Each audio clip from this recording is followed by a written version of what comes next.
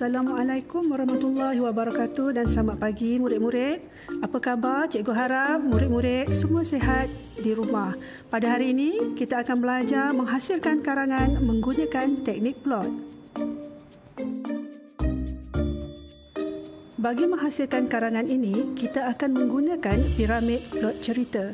Terdapat 5 langkah untuk menghasilkan cerita iaitu permulaan, perkembangan, konflik, kemuncak dan peleraian. Plot ialah suatu susunan jalinan jalan cerita atau peristiwa yang dibina mengikut urutan ataupun kronologi.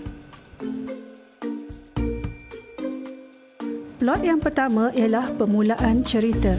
Di sini kita boleh masukkan bila peristiwa itu berlaku, siapa yang terlibat dalam cerita tersebut dan di mana peristiwa itu berlaku. Untuk langkah perkembangan, murid-murid boleh menyatakan contoh aktiviti yang dilakukan, tujuan aktiviti tersebut dan di mana berlakunya aktiviti tersebut. Langkah seterusnya ialah konflik. Konflik ialah sesuatu peristiwa yang berlaku sama ada menyeronokkan ataupun menyedihkan.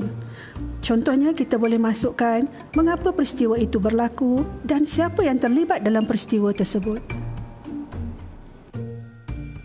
Seterusnya kita pergi kepada langkah kemuncak cerita.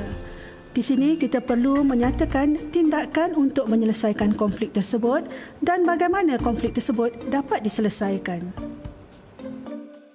Akhir sekali, langkah peleraian. Di sini kita perlu menyatakan perasaan apabila kita dapat mengatasi konflik tersebut. Di samping itu, murid-murid perlu menyatakan pengajaran ataupun nilai murni daripada cerita tersebut.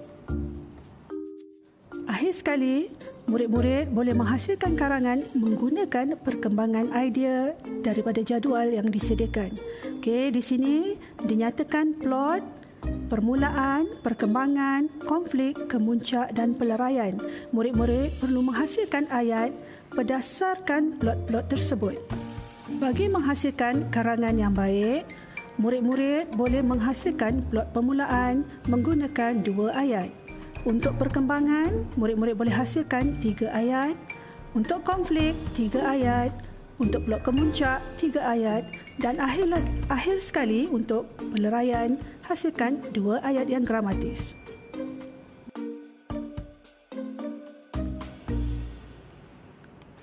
Berdasarkan pengembangan idea tadi, hasilkan sebuah karangan dalam bentuk perenggan.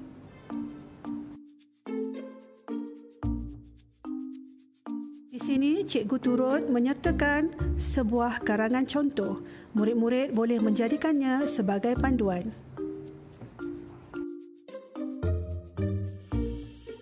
Cikgu harap murid-murid telah faham penerangan tadi dan dapat melaksanakan tugasan yang diberi. Selamat mencuba!